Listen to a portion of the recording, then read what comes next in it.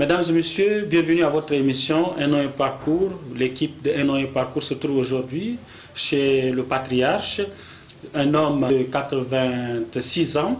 Il nous reçoit dans sa concession à Sabangali, située au bord du fleuve Chari. Il va nous parler de sa vie, de son parcours dans l'administration coloniale, mais aussi dans l'administration tchadienne, où il est retraité en 1985, né en 1927 à Fort-Archambault, actuel SAR. M. Digadjimbaye Hassan, ce commis de l'administration coloniale, est aujourd'hui à la retraite, comme je le disais tantôt. Merci de nous avoir accueillis chez vous aujourd'hui, M. Digadjimbaye Hassan. Alors, on vous appelait Digadjimbaye Edouard. De l'époque. De l'époque. Oui. Pourquoi le changement de prénom? Le changement est intervenu parce que le président Tombalbaye avait maintenant procédé à l'authenticité du Tchad. Donc, tous les Tchadiens possédant le prénom français doivent en tout cas enlever ces prénoms et prennent le nom propre du Tchad. C'est pourquoi le nom Edouard a été effacé et remplacé par Hassan, qui est mon père. C'est dans cette famille, la famille de Hassan, que vous êtes né en 1927 à Fort-Archambault. Oui. Et parlez-nous un peu de la famille de Hassan. C'est une famille nombreuse? La famille Hassan, c'est une famille nombreuse. Nous sommes de la source de la chaufferie du canton Joly. À l'époque coloniale, les Français ont demandé que les chefs doivent envoyer leurs enfants à l'école. C'est ainsi que mon père est devenu infirmier major de la santé publique de Fort-Archambault. Quel souvenir vous gardez de votre enfance à Fort-Archambault à l'époque? À Fort-Archambault, à l'époque, je gardais les souvenirs parce que nous, les enfants, la nuit ou le matin, on faisait les jeux sportifs. Ah, vous avez pratiqué le sport? Oui. Quelle discipline? La course. La course, il y a un jeu où les enfants se montaient comme des chevaux. C'est ça. C'est le genre de sport que vous aimez pratiquer à l'époque. Hein? À l'époque. Et c'est ainsi que vous avez grandi dans la famille de votre papa Hassan, oui. Qui avait combien de femmes? Avait 2 femmes. Hein. Et après, lui aussi, il était devenu chef. Il a remplacé son père? Il n'a pas remplacé son père parce qu'il était infirmier. Il est mort en service. Il n'a pas pu remplacer son père. Et en quelle année vous êtes allé à l'école? C'était en 1940. Donc vous êtes allé à l'école en 1940, à l'initiative de votre père. C'est le papa qui a décidé de vous envoyer à l'école. Le papa est déjà décédé. Entre-temps, il n'est plus. C'est que le tuteur. Et après le décès de votre papa, vous avez vécu avec un oncle? Évidemment, avec les parents paternels. Entre-temps, la maman était en vie? La maman était en vie. Et j'imagine qu'à l'époque, lorsque le mari n'est plus, la veuve devient la femme d'un cousin, d'un oncle, c'est fil au Pas de question. La maman, après le décès de mon père, est restée veuve. Alors, non mariée. Oui. Quel souvenir vous gardez de vos premiers pas, vos premiers jours à l'école, quand vous êtes allé à l'école coloniale? À l'école coloniale, j'ai le souvenir que nous étions bien reçus par le maître d'abord. Qui étaient des Blancs? Le directeur était un Européen, des enseignants venant du Congo-Brazzaville et de la République centrafricaine et du Cameroun de l'époque. Et vous avez toujours éprouvé de joie à fréquenter l'école, aller sans toutefois émettre de doute? Pas de doute, étant donné qu'il y avait de l'ambiance. Une ambiance entre les enfants et le maître, nos maîtres nous ont bien encadrés avant de rentrer scolaire, de rentrer en classe. On se présente devant sa classe et puis on chantait. on chantait avant de rentrer en classe. Et à l'époque, on ne parlait pas encore du Tchad, de la RCA. Fort-Archambault, qui était une ville non loin de la République centrafricaine, j'imaginais que vous étiez de temps en temps avec des Centrafricains. Vous avez fréquenté ensemble avec les ressortissants de ce pays voisin. Fort-Archambault est non loin de la République centrafricaine. Mais à l'époque, les Centrafricains, comme les originaires de Fort-Archambault, ils étaient presque un pays voisin. Donc, à Fort-Archambault, nous avons une forte colonie de Centrafricains. Vous parlez même leur langue? À Fort-Archambault, de l'époque, le sango même est devenu une langue presque parlante. Oui, après le Sahara. Après le Sahara. Alors, vous avez continué à l'école à Fort-Archambault jusqu'à quel niveau? Jusqu'au niveau certificat d'études. Le CP. Oui. Vous l'avez obtenu après l'obtention de votre CP. Vous avez quitté pour Fort-Lamy? Vous êtes resté quitté. En ce moment, j'ai beaucoup de difficultés pour continuer mes études. Les difficultés financières? Exactement. Et j'ai des parents aussi à Fort-Lamy. Donc j'ai quitté Fort-Archambault pour me rendre au chef-lieu du Tchad à Fort-Lamy. Mais pendant que vous étiez à l'école primaire à Fort-Archambault, et pendant les vacances, quel genre d'activité vous menez? Puisque pour ceux qui n'ont pas de moyens, parfois ils vont à la pêche, ils vont labourer. Et vous partez, vous retournez de temps en temps au champ? Pendant les vacances de l'époque, le gouvernement français avait raison que nous, les élèves, pendant les vacances, on regagne les campagnes, nos villages, pour aider les parents au travail champêtre. Après avoir obtenu votre CP, vous avez décidé de revenir, de venir à Fort-Lamy, oui, à N'Djamena. Oui. Et c'était une solution pour vous pour résoudre vos problèmes financiers. Parce que, ce n'est pas le problème financier, mais c'est une aventure aussi. Vous pouvez nous parler un peu de cette aventure? Vous voyez Fort-Archambault, Fort-Lamy, c'est un peu loin, hein? Ah, ce n'est pas loin de l'époque. Oui. Ce n'est pas loin parce que nous de Fort-Archambault et Fort-Lamy, ce n'est pas loin. Il y avait une route fédérale directement, Bangui, Fort-Archambault et Fort-Archambault-Fort-Lamy. Ce n'est pas tout à fait, ce n'est pas loin. Et vous utilisez quels moyens? Il y avait des véhicules? Il y avait des véhicules, des transports. Alors, vous avez décidé de vous lancer dans cette aventure, quitter Fort-Archambault pour Fort-Lamy. Alors, parlez-nous un peu de cette aventure. Je suis arrivé à Fort-Lamy, donc je suis bien accueilli par les parents. Ils étaient des infirmiers et des parents, comme je disais, des tantes. Qui sont bien aussi installés à N'Djamena, à Fort-Lamy. Comment vous êtes engagé à vous inscrire à l'école ici à Fort-Lamy? Non, en arrivant déjà à Fort-Lamy, j'étais bien accueilli, j'avais des parents bien solides. Ils m'ont déjà adressé, ils m'ont fermé une demande à la mairie de Fort-Lamy où le maire a pris une décision pour me recruter en tant que commis auxiliaire. Alors, quel travail vous avez fait en tant que commis auxiliaire? Dans le commis auxiliaire de l'administration coloniale, on fait la dactylographie.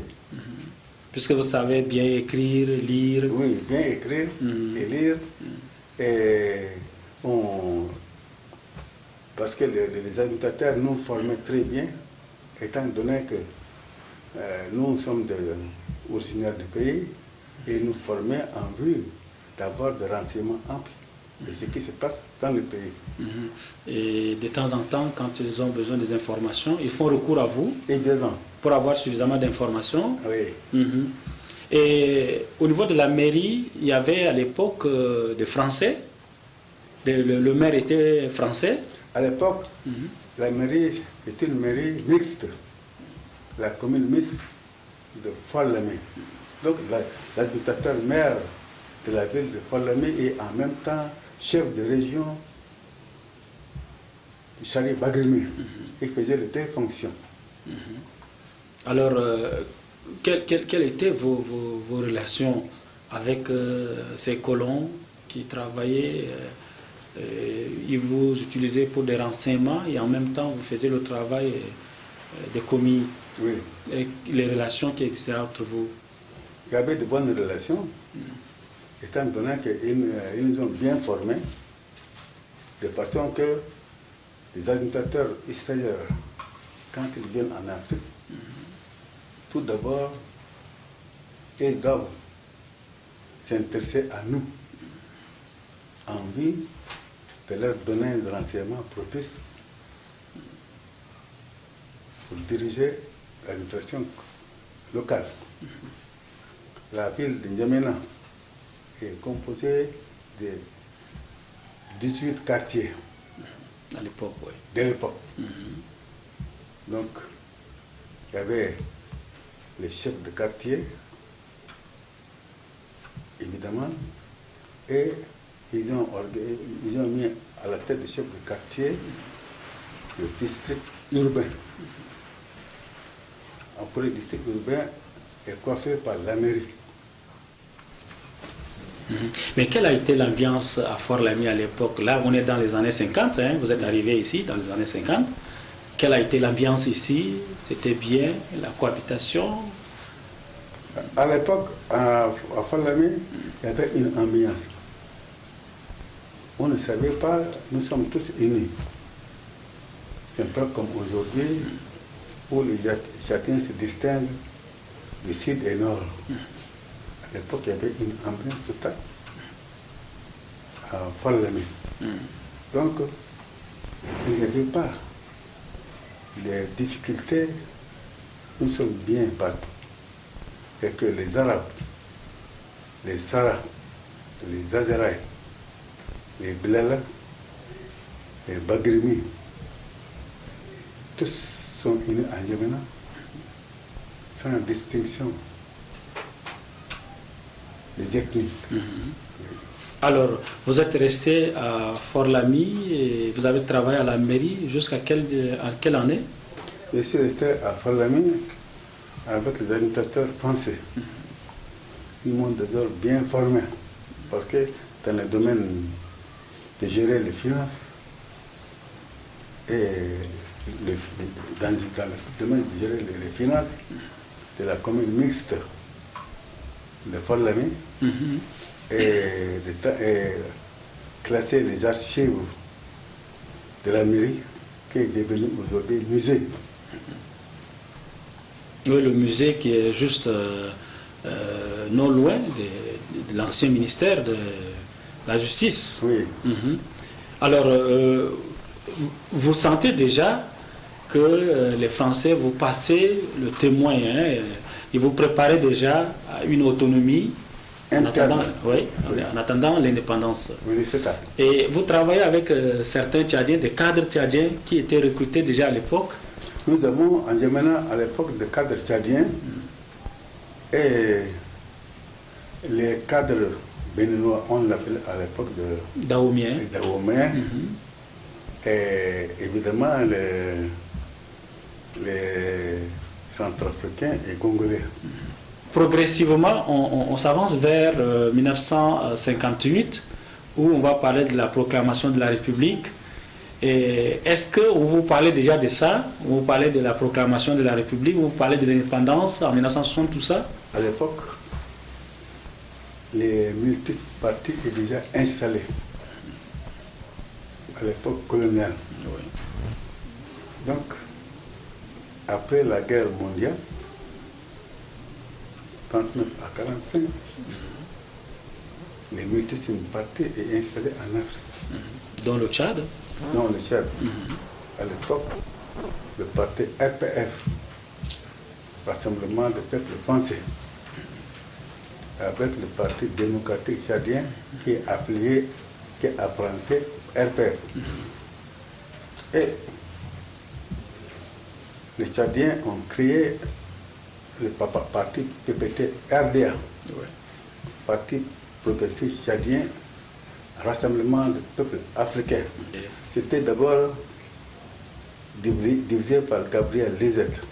Qui était aussi maire de Fort-Lamy à l'époque. Gabriel Lisette était à l'époque adjoint au chef de région de Moyen-Sari, le chef de région de Logone, et nommé adjoint au maire de la ville de Fort-Lamy. Bon, entre-temps, avec l'événement politique, on a fait appel à Gabriel Lisette, qu'il avait accepté de créer le parti PPT-RDA de l'obédience communiste.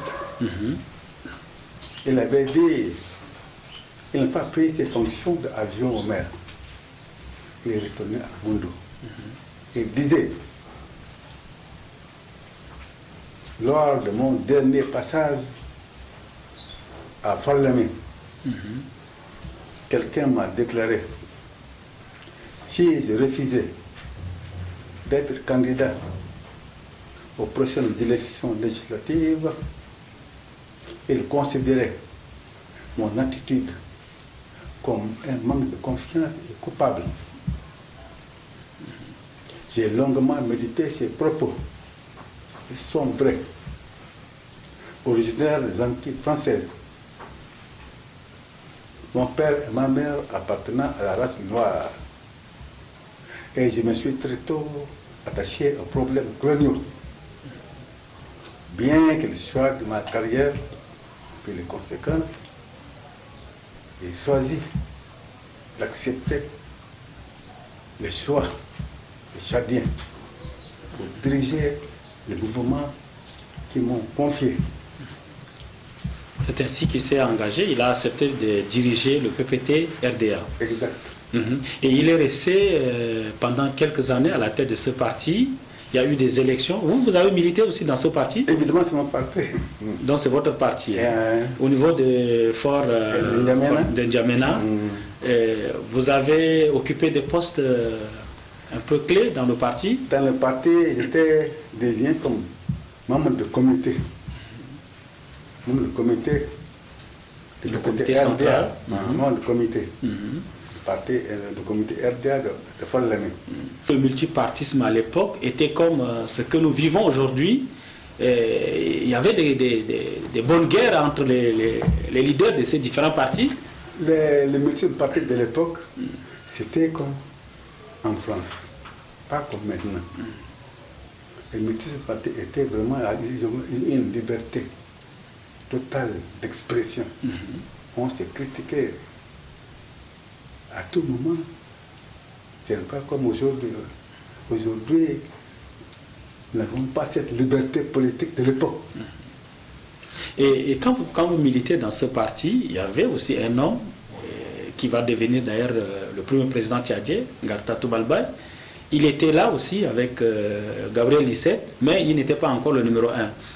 Monsieur Toubalbaye s'est trouvé à Fort Arsembo comme instituteur.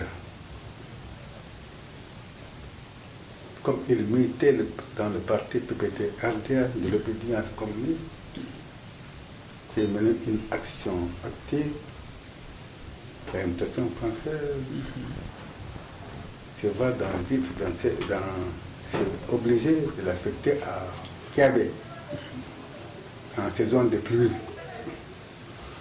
Il refusait de regagner son poste et démissionnant de l'administration pour poursuivre sa carrière politique. La carrière politique. Entre-temps, il y avait aussi Tourangaba, qui était aussi instituteur, qui était le premier militant de base du PPT-RDA. Ils se sont tous retrouvés ici à N'Djamena, à Fort-Lamy à l'époque. Tourangaba s'est trouvé à Fort-Lamy. Tourangaba s'est trouvé à Fort Arsembo. Alors, à quel moment exactement de la vie du parti PPT-RDA il y a eu cette guerre entre Tourangaba, Toubalbaye et Gabriel Lisette? Oui, il y avait pas guerre, mais quand même on appelle le mouvement manque. Il y avait une lutte de leadership. De leadership. De leadership. Alors, Liger Gabriel, qui présidait le PPT-RD, et Trangaba était le secrétaire général. Et entre-temps, il y avait une réunion, une conférence à Follan, que le comité directeur s'est réuni pour destituer Trangaba de ses fonctions de secrétaire général. Il est remplacé par M. François Tomelbay. Bon, mais quelles sont les raisons? Est-ce que c'est parce qu'il n'est pas tchadien d'origine? Trangaba est tchadien d'origine, mais ce sont des différends qui les opposent dans le parti. Et alors, après cette guerre de leadership au sein du parti, Oui. Une autre guerre pour faire face aux autres partis, notamment dirigés par Koulamala. Il y avait une guerre, d'abord, le Parti démocratique tchadien, qui est apparenté au RPF, comme je disais, qui est le parti choisi par le Français. Bon, il y avait le mouvement socialiste africain, MSA, dirigé par M. Ahmed Kouloumala. Il y avait aussi le parti Juste de Saoulba Gondelere. Il y avait aussi le parti Bénin de Jean-Baptiste. Plusieurs partis politiques de l'époque. Oui, qui sont représentés à l'Assemblée. Hein? Et oui, bien sûr. Est-ce que vous avez tenté votre chance également? Je n'ai pas tenté ma chance. Entre-temps, comme je suis bien dans l'administration française, Vous avez préféré rester dans l'administration française et en même temps occuper votre poste non, dans le parti? aussi de la bonne marche du parti politique. Alors, on va évoluer un peu vers l'indépendance du Tchad, puisque après les élections, il y a eu d'abord la proclamation de la République en 1958. Vous avez vécu ces événements? Oui, évidemment. Vous avez vécu ces événements. Le 11 août, vous étiez là aussi à Fort-Lamy? J'étais là. Évidemment, j'ai vécu dans ces événements en occupant de force, en important de postes importants. On va parler d'abord de l'indépendance qui arrive. D'abord, il y a eu l'instabilité sur le plan politique, Oui. avec Saoulba qui était désigné Premier ministre, après destitué, il démissionne, et Ahmed Koulamala qui devient Premier ministre, lui aussi, il n'a pas pu convaincre les députés, et au finish, c'est Ngata Tobalba qui était désigné. À l'époque, il y a eu quand même une certaine instabilité qui s'est instaurée au niveau de la hiérarchie politique tchadienne. Oui. Hein, le Premier ministre désigné Saoulba qui a été destitué par l'Assemblée nationale, et puis c'est Ahmed Koulamala. Voilà. Mais qu'est-ce qui était à l'origine de tout cela? Ce sont les désordres qui a commencé d'abord en France. Et c'est le régime parlementaire. Le régime parlementaire qui consiste à approuver la politique du chef de gouvernement. Si le chef de gouvernement présente la déclaration de sa politique générale qui n'est pas conforme avec l'Assemblée, l'Assemblée demande de le partir. Ça, c'est le régime parlementaire sous la 4e République. Donc c'est en quelque sorte les conséquences directes de l'instabilité politique en France. En France, c'est ça que ça a répercuté en Afrique. Mais comment Ngata Tobalba a pu s'imposer? Il a pu s'imposer jusqu'à la 5e République, compte tenu de sa connaissance et longtemps dirigé le parti PPT-RDA, il avait l'estime des Tchadiens. Il savait que c'était un homme sincère, qui a de la foi pour l'avenir de son pays. Il s'est sacrifié en démissionnant de ses postes, de son poste, rien que pour diriger le mouvement politique. Donc c'est la raison pour laquelle il a reçu le soutien des Français. Oui. On ne parle pas des Français. Mais des Tchadiens. Des Tchadiens. Parce que les Français étaient contre le parti PPT, qui est de l'obédience communiste.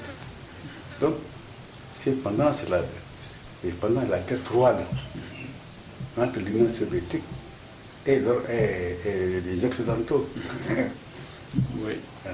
Alors, contre vents et marées, Oui.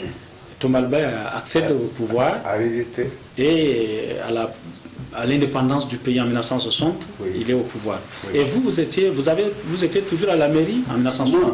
À l'époque, après, je suis devenu chargé de mission à la présidence du conseil de gouvernement. Après, je suis nommé sous-préfet de Falémie rural et le premier directeur de la Sûreté nationale. Entre-temps, quand je suis nommé au poste de directeur de la Sûreté nationale, la France exige que nous, nouvellement nommés à ces postes, qu'on effectue en France pour faire un stage de formation. Et c'est ce que je suis envoyé en France à Paris pour faire une formation au ministère de l'Intérieur français, à la directrice générale de la Sûreté nationale, à la direction de la police internationale de la police, à la direction des CRS, Compagnie républicaine de sécurité. Et entre-temps, quand j'étais à Paris... C'était en quelle année? C'était en 1969. Après l'indépendance du Tchad. C'est ça. Alors, vous avez fini la formation à Puis Paris. vous avez repris votre fonction de... Oui, parce que j'avais eu beaucoup de... J'étais bien conseillé par les Français. Les Français, ils m'ont dit qu'en Afrique, les coups d'État se multiplient. Il faut que la France cesse, que l'Afrique cesse. Il faut former le cadre, comme à la police et à l'armée. C'est ainsi qu'ils m'ont... J'étais même au poste de commandement combiné à Paris. Parce qu'en France, ils ont mis un poste de commandement pour éviter ce qui est arrivé en 1945 où les Allemands ont envahi la France. Ils ont mis un poste de commandement où toutes les forces sont représentées. L'armée, la gendarmerie, la police, compagnie de sécurité. Pour qu'il y ait quelque chose à la frontière, de ces postes de commandement, on donne les ordres. Donc chacun donne les ordres au même moment, donc toutes les forces sont en alerte à la fois. Donc cette même force a été mise en place ici au Tchad? Oui, cette fois je suis revenu, j'ai fait mon projet, j'ai soumis au gouvernement et à la présidence de la République, à la personne de Tomalbaye, de créer les compagnies tchadiennes de sécurité, CTS. CTS, c'est comme en France, les compagnies républicaines de sécurité. De Gaulle avait créé ces compagnies républicaines pour faire face aux forces de l'armée secrète qui menaient le combat en Algérie. Parce que l'armée est mêlée. Dans l'armée, il y a l'armée secrète de l'Ouest, donc il faut une armée indépendante. C'est pourquoi De Gaulle a créé les CRS pour faire face à l'armée, donc qui est composée d'une armée secrète, secrète contre le gouvernement. C'est ainsi que j'ai créé les compagnies tchadiennes de sécurité. Ici au Tchad. Au Tchad. Vous avez d'abord obtenu le quitus du président Tomalbaye. Oui. Mais vos relations avec le président Tomalbaye? Parce qu'il m'a tout confié la responsabilité. De la sécurité. De la sécurité. J'ai organisé cette compagnie de sécurité par le conseil qu'ils m'ont donné à la France. Et en peu de temps, nous avons une relation avec Israël. J'étais envoyé En Israël. Pour une formation. À Jérusalem. J'étais resté à Jérusalem pour une formation. Ils m'ont fait voir les fonctionnements de leur police et les services de documentation. Comment la police a été formée en Israël. Je suis revenu, j'ai encore créé un service de documentation. Des services de documentation consiste à examiner tout ce qui se passe. C'est en quelque sorte un service de renseignement. Oui, mais au-dessus. Au-dessus. Donc, j'ai fait une fois en France. Et deuxième, aux États-Unis d'Amérique, ils m'ont invité. Le gouvernement américain m'a invité en Amérique, où j'ai été. J'ai subi une opération à l'AID, donc au département d'État, et à la police fédérale, donc jusqu'à New York. Donc j'ai vu comment ça fonctionne, les services, la police fédérale, et en ce qui se passe au-dessus. Donc, j'ai bien eu une bonne formation, que ce soit dans tous les domaines. Vous êtes inspiré de leur expérience? À mon arrivée, j'ai créé un service de télécommunication. Les Américains m'ont aidé. Ils m'ont fourni des postes et installé à toutes les frontières, là-dessous. Adré, Léré, Maroc, toutes les frontières, ils m'ont fourni des postes.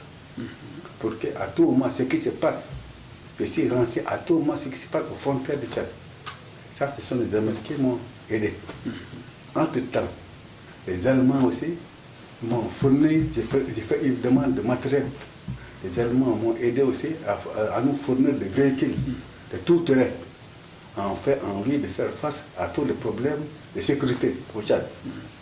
Mais comment vous gérez la sécurité au Tchad, puisque, vous voyez, quelques années seulement après l'indépendance, il y a eu la première rébellion à Mangalmé, il y a eu d'autres soulèvements ça et là.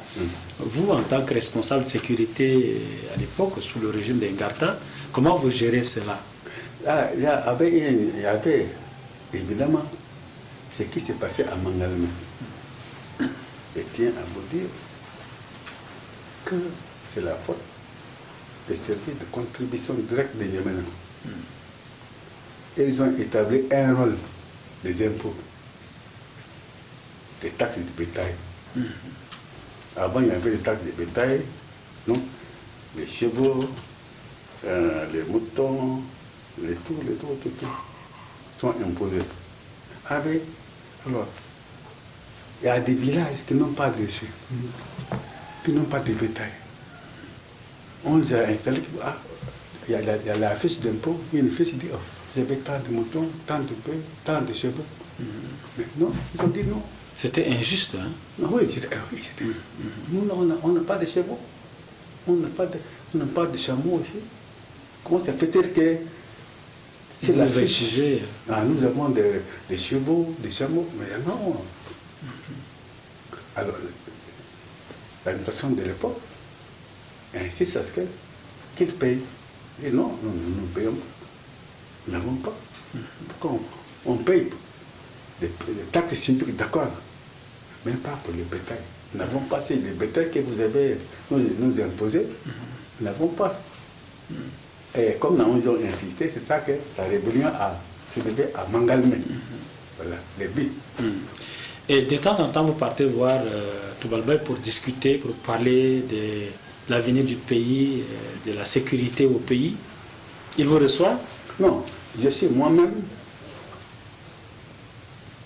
Il y a un état-major qui est composé, et c'est moi-même, le directeur de la sûreté et membre de cette commission. À tout moment, chaque matin, on envoie une fiche d'information à la présidente. Chaque matin, de tout ce qui se passe. Parce que nous avons les services de renseignement généraux qui fonctionne. Chaque matin, il faut que le service réunisse les documents et fasse une fiche. Et ces fiches, on envoie directement au ministère de l'Intérieur, qui coiffe la sûreté et à la présidence. Et pendant le coup d'État de 1975, vous étiez à N'Djamena? Pendant le coup d'État de 1975, j'étais en poste à Far Assomou. Et comme quoi, vous avez occupé quel poste? Comme chef de bureau, le préfet de Moyen-Chari. Donc, vous avez seulement entendu parler des coups d'État, vous ne voyez pas venir? Je m'excuse. Les coups d'État, quand j'étais docteur de la sécurité, il y avait des mésententes entre moi et le ministère de l'Intérieur. Donc, entre-temps, je suis affecté à Antiman. Et qu'est-ce qui était à l'origine de ces mécontentements entre vous, ce problème qui a surgi entre vous et ceux de la sécurité, c'était quoi? Non, de l'intérieur. De l'intérieur, mais qu'est-ce qui s'est passé? Pourquoi il y a mésentente? Non, parce que l'intérieur m'impose des ordres que je n'accepte pas.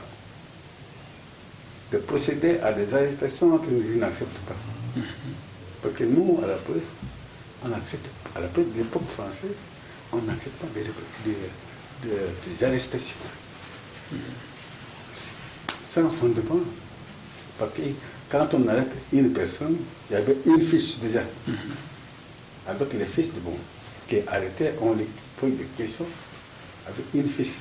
Et les connaît ou non. Donc c'était une affectation sanction à... Oui, alors ils m'ont demandé d'arrêter des personnes sans motif. Sans motif. Et en arrêtant, qu'est-ce qu'on peut leur dire? Vous êtes arrêté pourquoi? Pourquoi j'ai refusé? Alors, de ces refus, le ministre de l'Intérieur avait demandé au président que le directeur de la sûreté n'obéit pas aux ordres. Refuse de respecter ses ordres. Donc c'est pourquoi il s'est affecté à Antiman.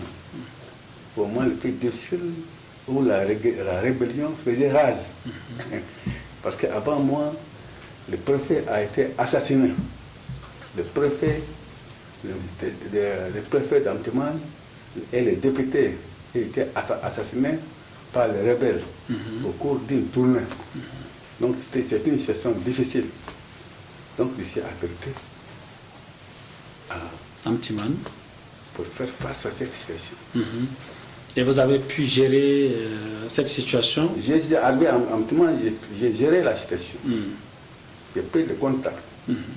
Les notables du pays, ils m'ont venu la nuit pour me dire voilà, j'ai pris une fonction, j'ai pris les fonctions difficiles.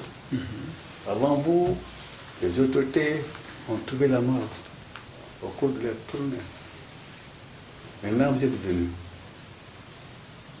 On vous demande de faire ce qu'on vous propose. Prenez vos dispositions de mener à bien l'administration de collectivités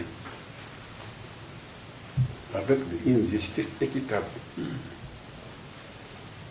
Ils vont aider. Bon, sur leur renseignement, ils commencent à prendre contact. La rébellion est déjà installée à Antiman. Entre-temps, j'ai pris des décisions. J'ai commencé à faire une tournée pour avoir une idée. Après la tournée, j'ai réussi à N'Djamena. Quand je pars en tournée, avec toute une équipe, à l'époque, j'ai du thé, du sucre, évidemment les fonds de renseignement, de l'argent. Je suis bien accueilli, les gens dansaient comme les Arabes aimaient beaucoup le thé, ils ont bu du thé et du sucre. De temps en temps, j'interviens pour leur donner des choses, ils étaient contents. Alors, entre-temps, quand je suis en tournée, les rebelles venaient aussi pour demander qu'est-ce qui se passe-t-il avec les nouveaux préfets. En même temps, le nouveau préfet, c'est tellement bien. Il est bien plus que les autres. Il nous fait des biens, il nous donne à poil, c'est bien. Il n'est pas mauvais, le nouveau préfet. Ah, c'est comme ça. Et vous êtes resté toujours à Mtimane? À Mtimane, jusqu'à 1974. Après avoir pacifié le Salamat. De 1974, maintenant, le président m'a fait appel à nouveau. Parce que les gens l'ont reproché. Quand l'ancien directeur général était à N'Djamena, vous n'avez pas vu ce qui se passe en ce moment.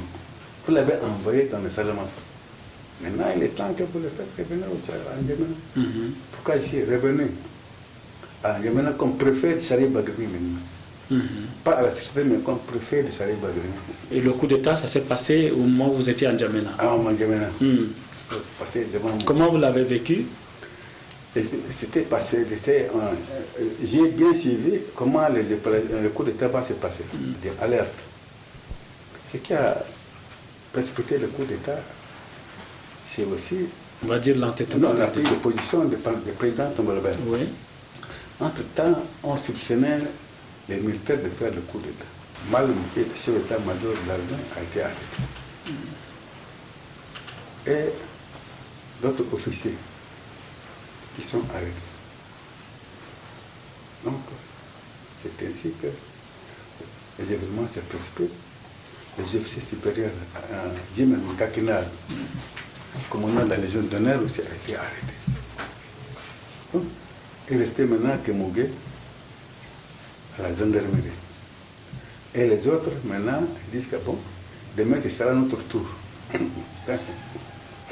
Tout le monde essaie de qui vive. Et le commandant gouverneur, qui est de la sécurité présidentielle, donc la France a sauté sur l'occasion, comme j'ai bien expliqué ici. Oui. Il a bien respecté le président de faire le coup d'État. Quand le coup d'État a réussi, nous, on s'est porté aussi à la village de l'OTAN. Le commandant gouverneur qui était là, il nous a dit, j'ai fait mon travail ici au service de mon pays. Parce que tout le monde est étonné que comment un gouverneur peut tourner le dos, il dit qu'il est au service de son pays. Donc, il respecte les ordres du gouvernement français, donc les ordres du président jusqu'à l'Est, et au service de son pays. Oui.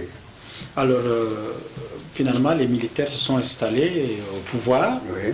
Ils ont dirigé pendant quelques années avant la guerre de 79. Oui. Et vous avez continué à collaborer, vous avez continué à occuper des postes de responsabilité? Non, je n'ai pas collaboré avec le CSM. Les militaires. Quand le coup d'État a réussi, et c'est le premier à être arrêté, avec les autres.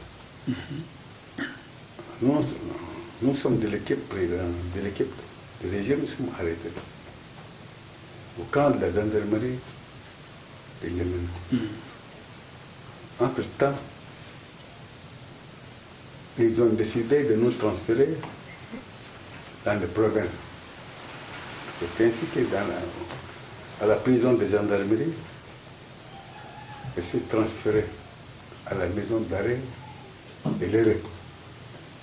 À mon côté, Adam Chere et Adam Chere qui était l'ancien président de l'Assemblée nationale. Et le préfet de Moyen-Sarène. Ils étaient trois à l'Éré. Et les autres à Bala, d'autres au nord. Nous avons réparti. Ils ne veulent pas notre position en N'Djamena. Peut-être que lors des difficultés d'intervention, nous sommes dispersés dans les provinces. Vous êtes resté en prison à l'Éré pendant combien de temps? De 75 à 77. 3 ans de prison.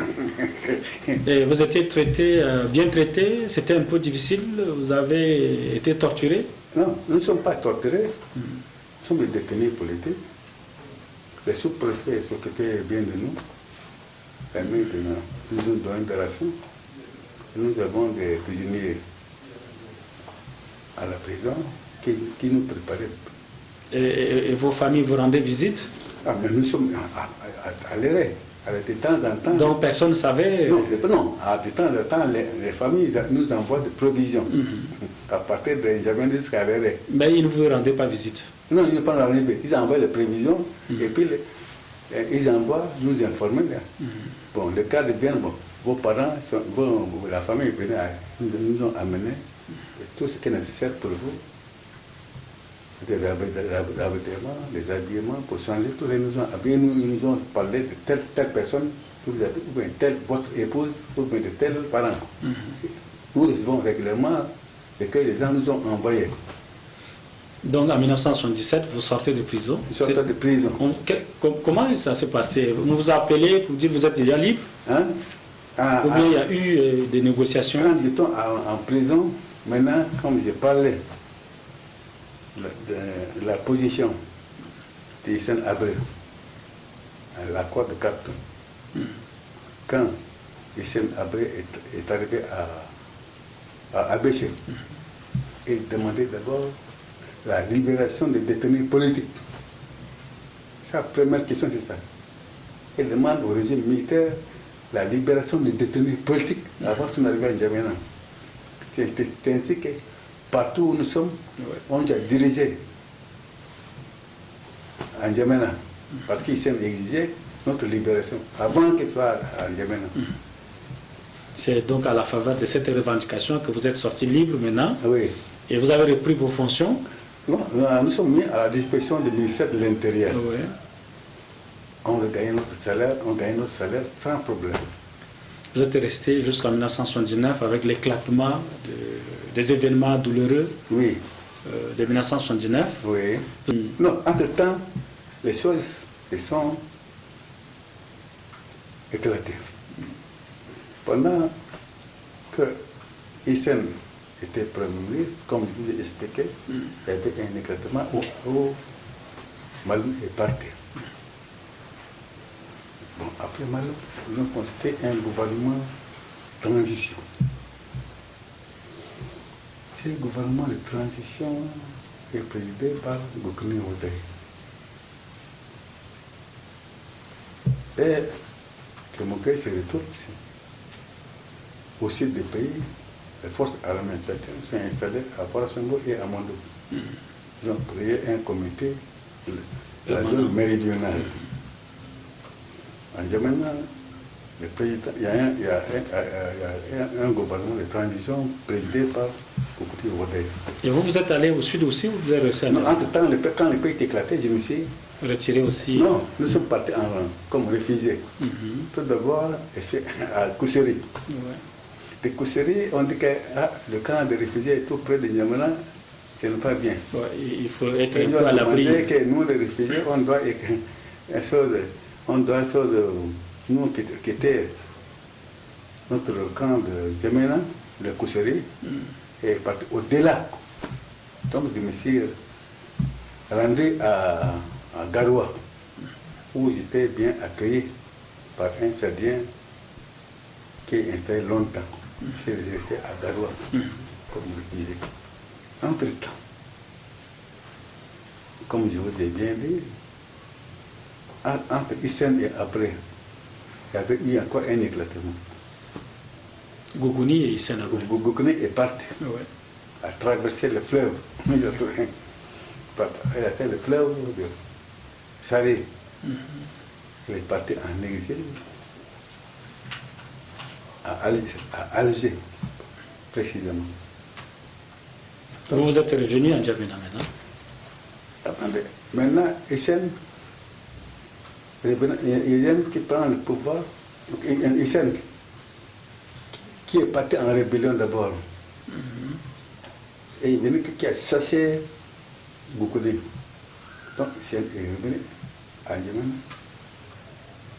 avec une équipe composée maintenant de son état-major, Idriss Déby. Quand ils sont revenus à N'Djamena, Hissène veut remettre l'administration en marche. Il demandait les gens, ils doivent organiser le fonctionnement de l'administration. À la police, ils ont dit qu'il y a un directeur de la sûreté qui a bien s'est réveillé ici, maintenant il est à Doba, à Garoua. Il a pris un décret, mais nommant directeur général adjoint de la sécurité. Quand je suis venu, il m'a bien reçu.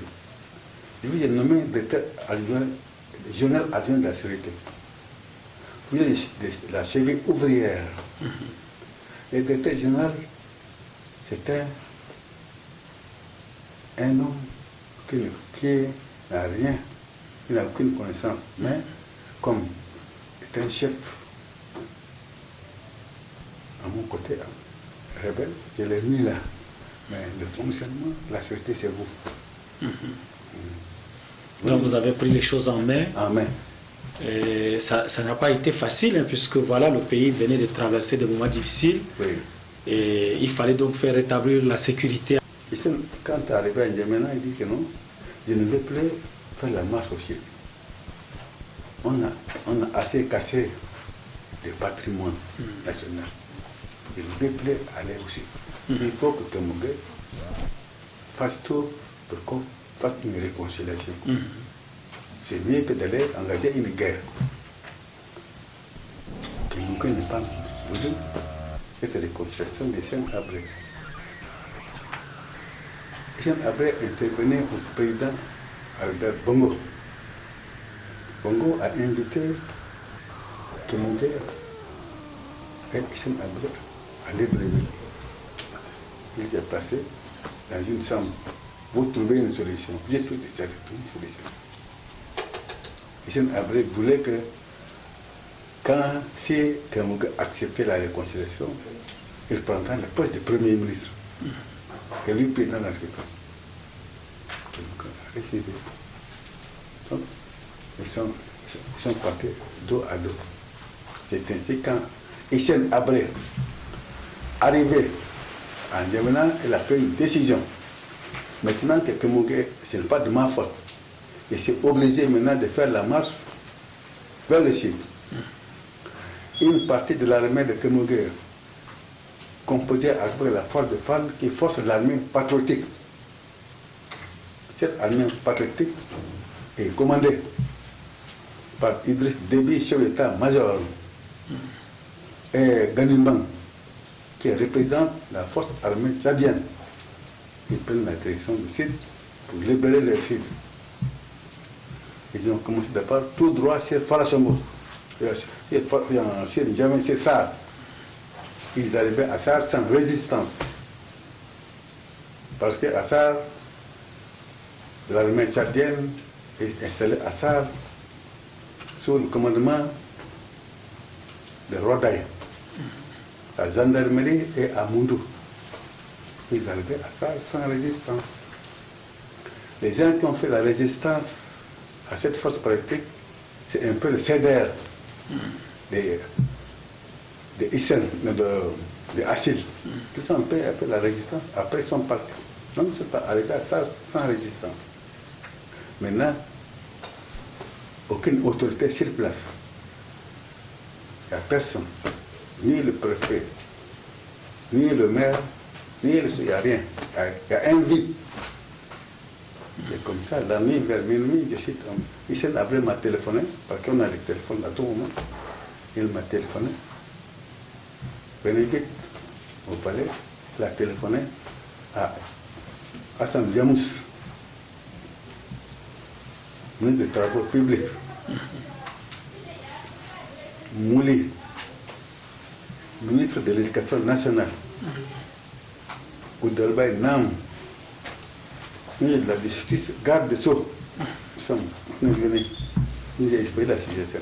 Maintenant, je vous donne la mission de se rendre à Sarr, auprès de forces patriotiques, avec ma mission. Vous prenez,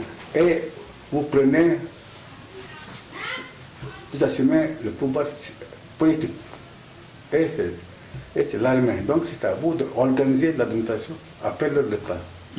Quand on venait à Sarr, on a décliné notre ordre de mission au général, au chef d'état-major Idriss Déby. C'est très bien. Je suis à votre disposition. Mais maintenant, il y a un vide.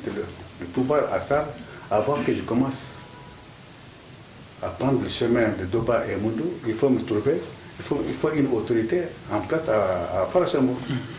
C'est ainsi qu'on se regarde entre nous et ils m'ont désigné. La délégation, ils m'ont désigné. Voilà. Lui, il a déjà exercé, M. Degalma a déjà exercé les fonctions de préfet. 2 fois préfet, donc, c'est lui que on vous demande, c'est lui qui sera préfet de Moïse-Salé, délégué, le délégué et ministre et préfet de Moïse-Salé pour remettre la dotation. Ils m'ont désigné, j'ai bien accepté d'autres désignations. Il m'a demandé maintenant, monsieur le préfet, de faire la marche vers le sud en partant par Doba. Je vous demande, je vous donne cette liste de matériel. Vous allez me fournir le carburant, c'est-à-dire le moyen logistique, quoi. Le carburant, tout ce qui est ravitaillement, tout. Il m'a fait la liste. J'ai pris mes fonctions à tout. Sur place, je lui ai fourni tout ce qu'il demande. Bon, merci, monsieur le préfet. À tout moment, quand je progresse en cas de difficulté, je vous demande tout ce que j'ai besoin, vous allez me faire partir à tout moment. Et prendre le chemin de Doba, où la ville de Doba aussi est tombée. Elle continue sur Mundo, chef-lieu la région de comité, la zone méridionale présidée par Kemogue Wada. Arrivé à Mundo, aucune résistance, avec le fait de la gendarmerie. Kemogue s'enfuit. Il se tasse sur un avion privé, un petit avion privé qui s'est trouvé à Mundo. Les pilotes le prennent Kemogue en direction de Cameroun. Sans arriver à Cameroun, l'avion a chuté. L'avion est chuté. L'avion est tombé dans une zone. Il y avait des alertes, des gens, quand ils ont vu qu'un avion est tombé, il y avait des gens qui venaient trouver Kemogue. Évidemment, il n'y a pas eu de mort. Les gens l'ont aidé à traverser la frontière pour arriver au Cameroun. Le Cameroun, il a fait le chemin jusqu'au Gabon. Alors, vous avez là raconté un peu l'histoire qui a jalonné les événements de 79 jusqu'en 1984-5, et à partir de 1985, vous avez obtenu votre autorisation d'aller à la retraite. C'est vous qui avez demandé ou Oui, bien... oui, non. Donc, maintenant, quand c'est après 1985, maintenant, il y avait les textes qui disent. Nous avons un texte à la fonction publique. Il y avait le bulletin de notes, il contrôle les années, il contrôle l'acte de naissance. Oui. Mais sans que même vous demandez, quand vous avez l'âge, c'est fini. On vous met d'office en retraite. Donc vous êtes admis à la retraite. Oui. Et depuis lors, vous êtes à la maison. Ouais, qu'est-ce que vous faites? Oui, rien. Vous êtes marié Je suis marié, 8 enfants. Et une seule femme? une seule femme. Et ma femme est morte au cours d'un accident de circulation. Parce que ma femme était un membre actif du MPS. On a fait de lui sous-préfet adjoint de ça. Et quand il venait pour la cérémonie qu'on appelle, pour les femmes qu'on appelle de nom, au niveau de Sénafet? la fête de Sénafet. Quand il venait pour la Sénafet, à son retour maintenant, entre Glendon et Bailey, il y a eu un accident de circulation. Donc elle a succombé. Vous avez beaucoup de petits-fils aussi, hein? Beaucoup. Ah oui, maintenant, mes petits-enfants sont là. Vous êtes heureux aujourd'hui d'avoir vécu? Je n'ai pas regretté. Ma conscience est tranquille. Oui. Et vous avez beaucoup servi le pays. Vous avez bénéficié d'une distinction honorifique. D'abord, officier de l'ordre national. Commandeur de l'ordre national, donc ici au plafond. Distinction honorifique. Qui vous a décerné ces différentes... Ça, c'est toujours quand j'étais directeur de la sécurité. Voilà, le commandeur de l'ordre national qui est là-bas. 1971, 1969. Oui. Et là, vous êtes satisfait. Mais quelles leçons tirez-vous de vos relations avec les Tchadiens, de tout ce que vous avez vécu? De tout ce que j'ai vécu, évidemment, il y a eu beaucoup de changements. Ce n'est pas le Tchad que nous avons connu après l'indépendance. Les choses, la mentalité a changé. Le comportement a changé. Ce n'est pas le même Tchadien. Un Tchad qui est dominé, évidemment, nous avons des Tchadiens qui n'ont jamais vécu en paix, qui, par suite des choses, ils sont arrivés à N'Djamena. Donc, ils n'ont pas le même comportement. Un homme qui débarque, un paysan, il débarque là-bas, tellement au Tchad sans aucune formation, et avec des moyens. Donc, leur comportement a changé. Ils ont acquis des véhicules. Il y a encore des véhicules sans permis de conduire, avec des motos sans savoir le code de route. C'est pourquoi. Alors qu'à l'époque, il faut avoir son permis. Avant de conduire. Oui. Un véhicule bien, avec l'assurance. Le chauffeur avec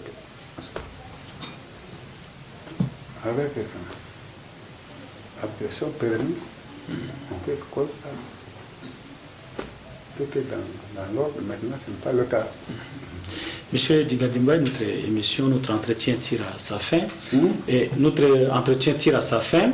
Est-ce que vous avez un message à passer, à faire passer à vos petits-fils, à vos enfants qui vous suivent en ce moment?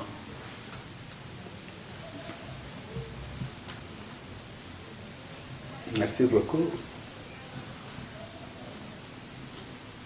Dans ma qualité de patriarche maintenant, je formule mes vœux les plus chaleureux